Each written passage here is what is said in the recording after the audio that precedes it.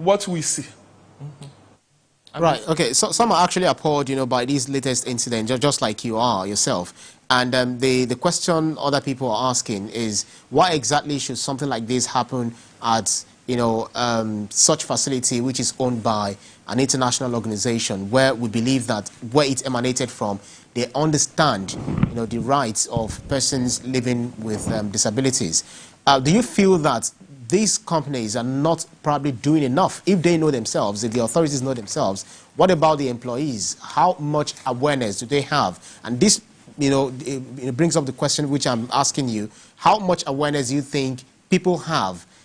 Talk about employees of different public or public facilities.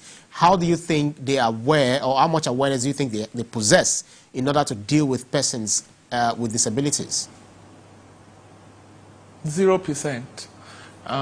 It's still at the what, germination or embryo stage, the awareness. Because if you walk around today, when somebody with disability passes anybody in Nigeria, whether the elites, the affluent, the professor, the student, what the average Nigerian person does is stare.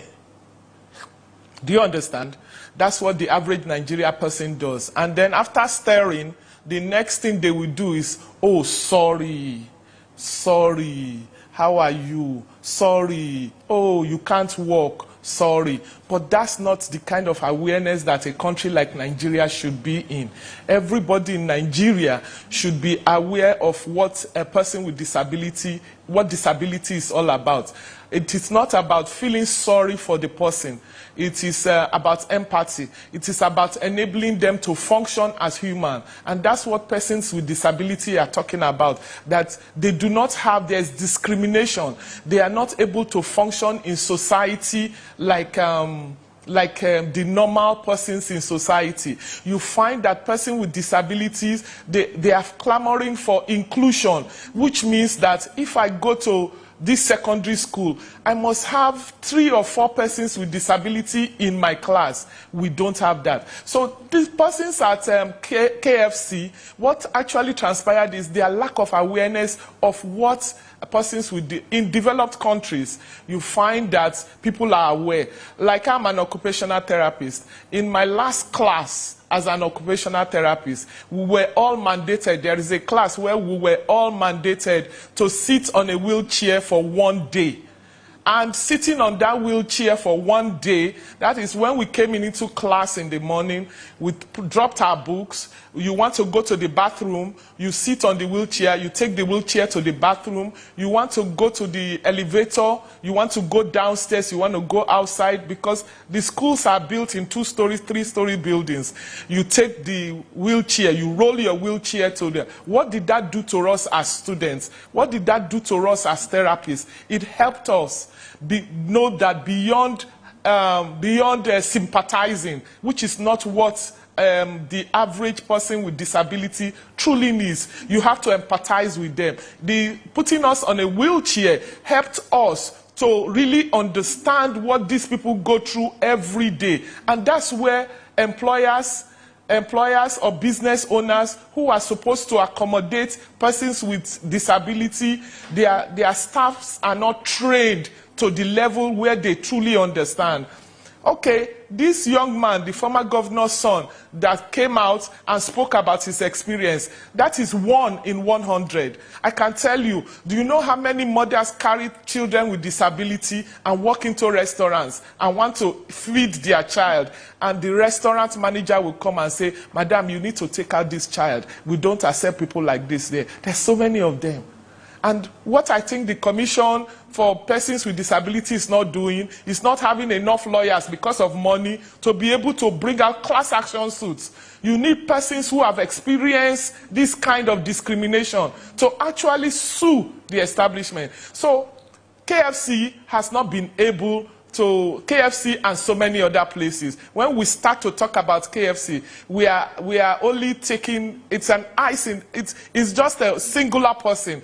But can you tell me, can anybody at home even tell me, persons with disability, are they able to go into the bus and take the bus from one place to the other? Okay, I live in Benin City. I live on Airport Road. I want to go to Ring Road. If I have disability, can I leave my house, roll out my wheelchair, and wait for the bus and actually be able to get the bus? Or the bus drivers will be passing me. They would not want to talk to me. So when we're talking about KFC, we need to talk about the institutions that are already in existence. Can somebody with wheelchair or persons living with disability, can they go to the markets that we have today? Can they roll their chair and get to the market and say, I want to buy pepper, I want to buy rice? It's not possible. Can persons with disability, can they go into the malls that we have today? Can they roll their wheelchair? Do the malls we have today, that sometimes they are 5-story buildings, when I'm passing those malls, I'll just be looking, these malls are not friendly. Do they have elevators that they can go? Okay, recreation. I was passing by Abuja Airport Road. There's a big recreation place before the towers, and I'm looking at it, and the first thing that came onto my mind is this a recreation place where does it accommodate persons with disability? Can a mother with a child with disability roll their child there or take their child there and say, oh, let my child enjoy things that normal children, good, functional children enjoy? Does that happen? It doesn't happen. So when we look at KFC, we should look at all other establishments, because the goal is not just for KFC to correct itself. The goal is for the implementation of the accommodation for persons with disability to be functional in Nigeria, so that you see, in Benin City, I always speak with examples. I'll let you speak when I give this example. I always speak with example because I'm an occupational therapist, and yes.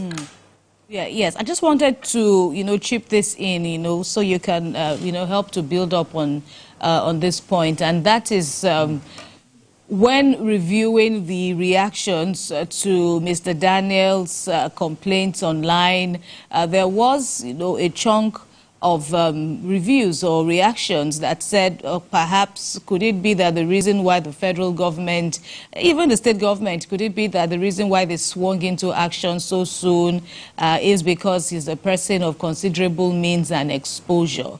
And, him, on account of that, knowing how to vent, speaking out, because on a daily, as you have said, many of these persons with disabilities experience all sorts by people who don't know, out of ignorance, or even just by negligence on the part of various public buildings managers and all of that. But help us speak to the issue of how it is important, knowing that there is a law backing all that you have said. There is a law in Lagos State since 2011. There is a law in the federal government, even though there is a moratorium on the implementation.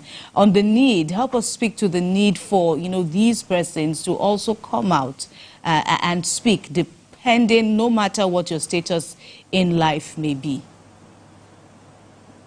Nigeria is a country with very low awareness of disability, and persons are not alive to the fact that you could be hale and healthy today, and you step out of your house and a vehicle just comes and knocks you down and you lose all your limbs.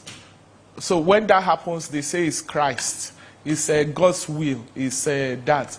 But your question was why? Can you repeat it, please?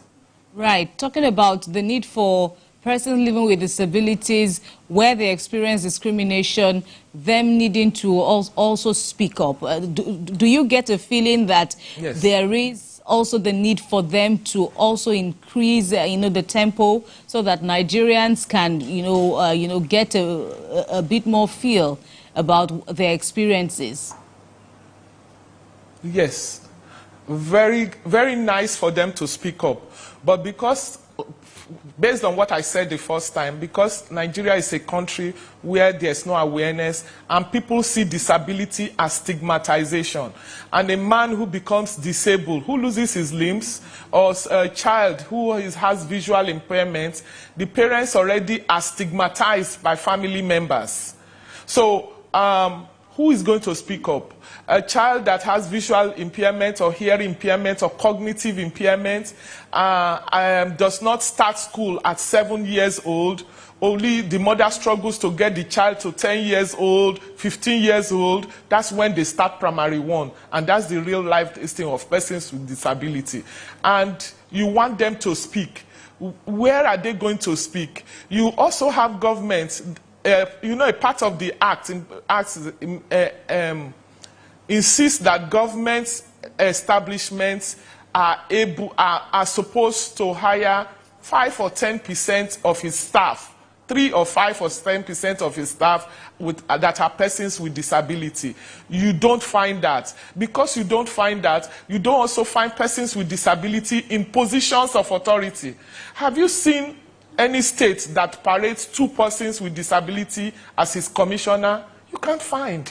Have you seen any state that parades his secretary to government as person with disability? You can't find. So disability is seen as a stigmatization.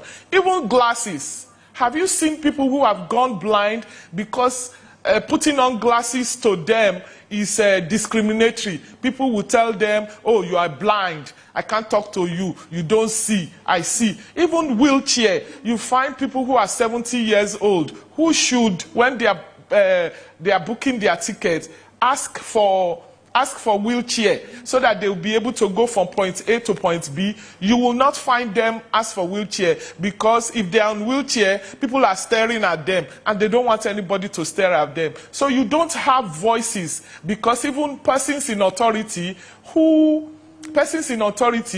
have disability, because of the stigmatization, living with the stigmatization. You see, if I come out and I'm a person with disability and I start to say, no, you haven't given us this, government should do this, government should do that, my family member will come and say, why did you go on television? Why should you go and tell people, they know that you are not well now, but why are you being the spokesperson? But this young man that came out is because he has soared above all those stigmatization and all those things. He has soared above it. He has been able to, over the years, been able to build his own personality. He's been able to build his own self-esteem.